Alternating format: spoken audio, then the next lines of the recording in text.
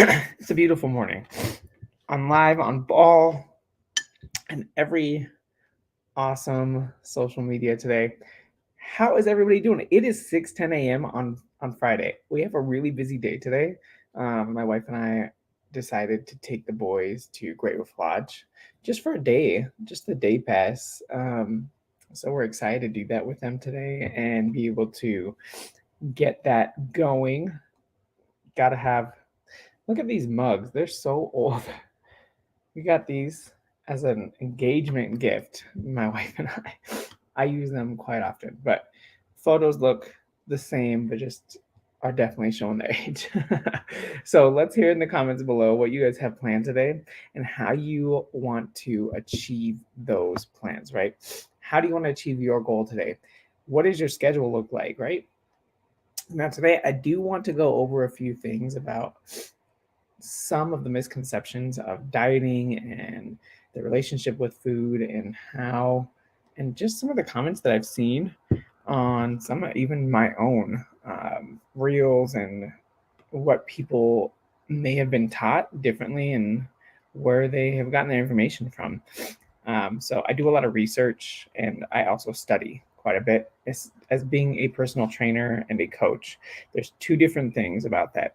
Personal trainer can just give you the workout program and peace out, right? I'm a coach. I'm also going to be there. I coach you throughout the whole 12 months or 6 months that we work together.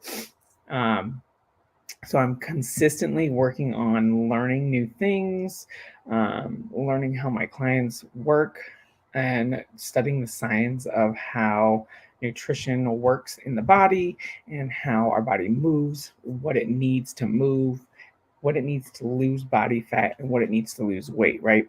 So the misconceptions of a lot of dieting is eat the least amount of food can that you can so that you can lose weight, right? um, there was a there was a reel that I just posted a couple days ago, maybe yesterday. I can't even remember. I'm going and going, but it's to be able to, if you're a woman, to be able to get your waist to appear smaller, do a lot of back exercises because your lats are going to give that appearance that your waist is smaller. Remember that muscles do a lot. They help you with posture, right? They help you with getting less, uh, as helping you to reduce the risk of injury each day throughout the rest of your life, right? It's going to help you build bone structure, right? Your bone density is going to increase a little bit. So all these things are happening. Now, how does your body expect to work on no energy, right? The energy that you use and that you consume on the daily basis is going to help you be able to recover, is going to help you be able to be the best version of yourself, right? It's going to help you give you energy, because if you don't have energy, how are you going to be able to get through the day? I'm telling you right now, if food wasn't there, coffee is food. Everything that you consume is in your diet, right? So you consuming things isn't a bad thing. But if you're not consuming enough of them, your body can go into the starvation mode, start shutting things down just so it works at its best with what it has, right? So your body's metabolism is starting to slow down because your body is saying, okay, well, I can't use this to the full capacity because I don't have enough energy to run it. And the energy that we are getting isn't enough. So I'm going to hold that energy and store it where we don't want it stored. Right? We don't want it stored in our belly. We don't want it stored in our butt or in our back or in our thighs. So, and if you're a woman, you don't want them stored in your boobs either. So those are things that you have to work on learning about, right? Learning how your body works with what it eats. So a lot of times, and most of the time I tell my clients is, realize how you are feeling when you are eating the specific foods that you're eating that day, right? On the meal plans, yes, I have meal plans. I have them stay on meal plans so that they're able to see the differences and how you can eat healthy and still enjoy the food and still make it very quickly. Um, but obviously, some things they may not care for. So, or their body may not like, but they liked it. Their body just didn't feel right when they ate it. So, I'm not telling them not to go out to eat. I'm not telling them not to do certain things, but I am telling them to notice how they feel when they do consume different foods. Were they bloated? Were you lacking energy after eating that? Did you feel like you every time you eat, do you feel like you are going to return to your fat self that you were before? Or do you see food as the enemy? What are these things that you're feeling when you are eating? Because that's going to help you create that relationship with food and realize that food actually helps you, right? A lot of my clients have been dealing with that a lot. And I've finally gotten to them to where they are, which is really good, right? To show them that food isn't the enemy, it is actually helping you. Every time you eat a little bit more, you're seeing a difference in your energy level. You're seeing a difference in how your body's able to have a little bit more gumption, right? To be able to go ahead and do your everyday work. Your everyday work. So when you aren't working at the top and you aren't feeding your body and but you're expecting all these different results from doing the same thing, right?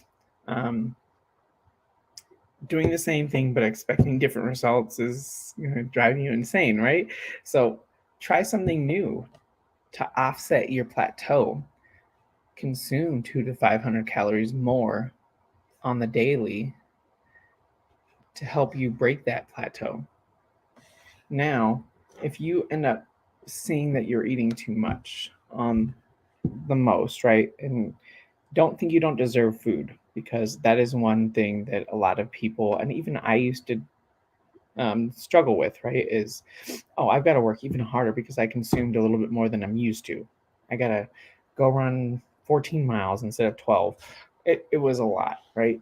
But realizing and studying and being able to be a coach and a personal trainer, I'm able to help others realize that food isn't the enemy. It is helping you. It is helping you lose the weight. Your body's able to speed up its metabolism.